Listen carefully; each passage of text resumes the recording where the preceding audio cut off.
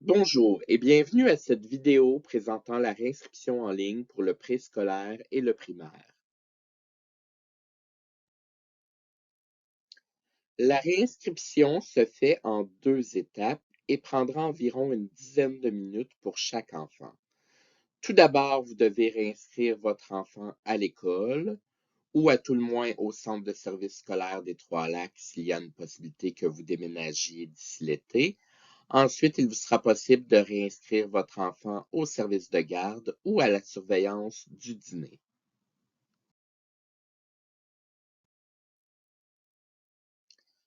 Après vous être connecté à Mosaïque Portail Parents, sélectionnez votre enfant et appuyez ensuite sur la tuile Inscription pour pouvoir procéder à la réinscription à l'école. Il y a également un lien pour signaler le départ du centre de service scolaire des Trois-Lacs qui ne doit être utilisé uniquement si vous déménagez à l'extérieur de notre territoire ou si vous prévoyez fréquenter une école privée en 2025-2026. La réinscription se déroule en 5 étapes et vous pouvez naviguer d'une étape à l'autre à l'aide des boutons précédents et suivants. À l'étape 2, pour l'école prévue, même si vous croyez que l'école va changer pour en raison d'un programme particulier ou autre, veuillez procéder à la réinscription en cliquant sur Suivant. Encore une fois, le bouton Signaler le départ du CSS des Trois-Lacs ne doit être utilisé qu'en cas de déménagement à l'extérieur ou de fréquentation d'une école privée.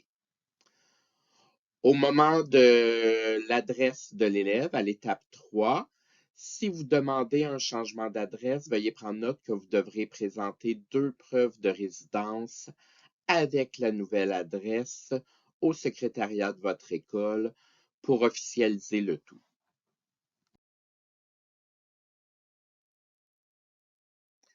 À l'étape 4, vous devez répondre à une série de questions complémentaires portant sur différents sujets. Le nombre de questions auxquelles vous devez répondre est identifié en en-tête de la page. Pour naviguer d'une question à l'autre, vous devez utiliser les petites flèches bleues qui se trouvent au bas de l'encadré. Une fois les questions complétées, vous pourrez appuyer sur Suivant pour passer à l'étape 5, l'étape de confirmation. Certaines questions ont une zone de commentaires qui peut être utilisée pour donner des précisions au besoin.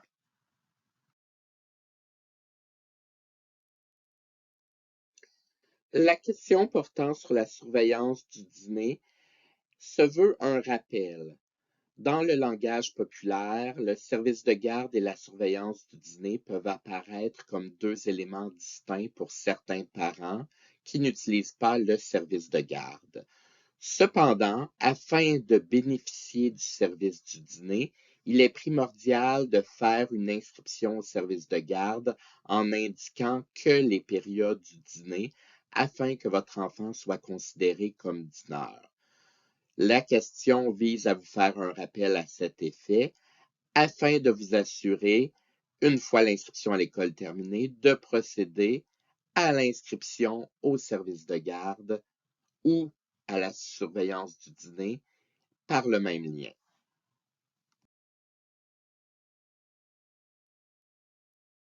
Après avoir répondu à toutes les questions complémentaires, vous arrivez à l'étape 5, soit celle de la confirmation de la réinscription de l'enfant à l'école pour la prochaine année scolaire. Nous vous invitons à bien lire le paragraphe renseignements importants, à cocher les 2 cases qui se trouvent au bas de l'écran et vous aurez ensuite accès au bouton Envoyer pour transmettre officiellement la réinscription de votre enfant. Une fois la réinscription envoyée, si vous désirez apporter des modifications, vous serez invité à communiquer avec le secrétariat de votre école.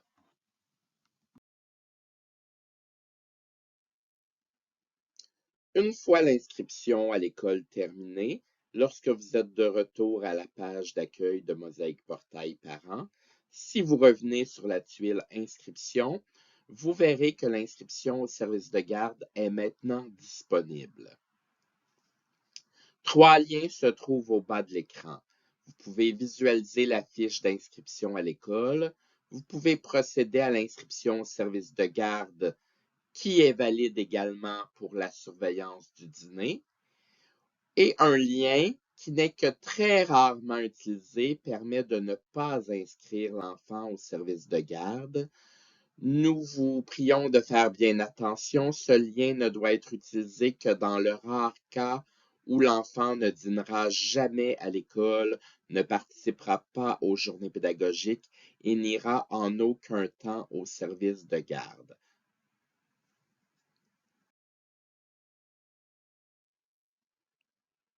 La réinscription au service de garde est en 5 étapes également. Encore une fois, vous pourrez naviguer d'une étape à l'autre à l'aide du bouton suivant.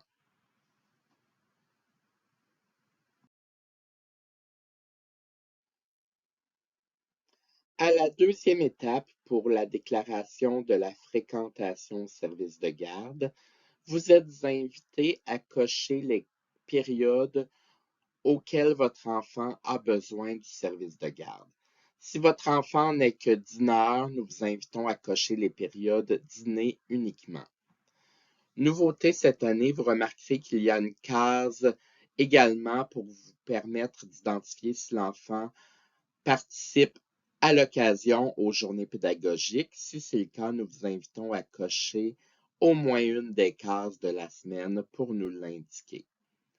Si vous n'êtes pas certain à ce moment-ci des moments où votre enfant fréquentera le service de garde, il est possible de cocher la case fréquentation inconnue à ce jour.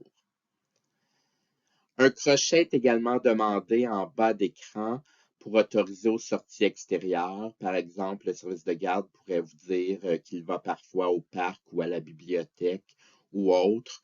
Donc, cette autorisation-là est générale.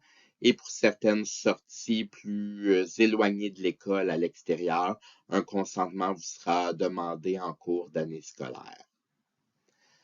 Vous voyez également à l'écran l'affichage sur téléphone cellulaire.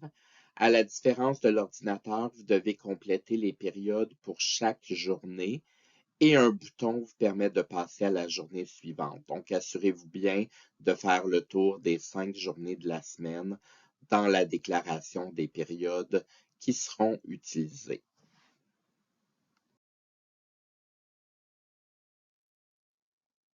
À l'étape 3 de la réinscription au service de garde, certaines informations sont demandées quant à la santé de l'enfant. Malheureusement, le formulaire de réinscription à l'école et de réinscription au service de garde ne communiquent pas ensemble. Lorsque c'est indiqué facultatif, vous n'avez aucune obligation de fournir l'indication demandée. À l'étape 4, vous devez définir les contacts qui sont autorisés à venir chercher l'enfant au service de garde. Qu'il s'agisse des parents ou des autres contacts, l'adresse civique doit maintenant apparaître pour chacun de ceux-ci. Il est donc possible qu'un message d'erreur apparaisse pour certains de vos contacts.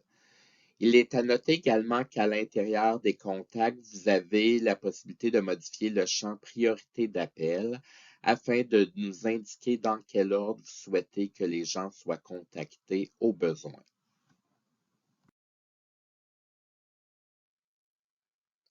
Une dernière étape vise à confirmer officiellement la réinscription au service de garde.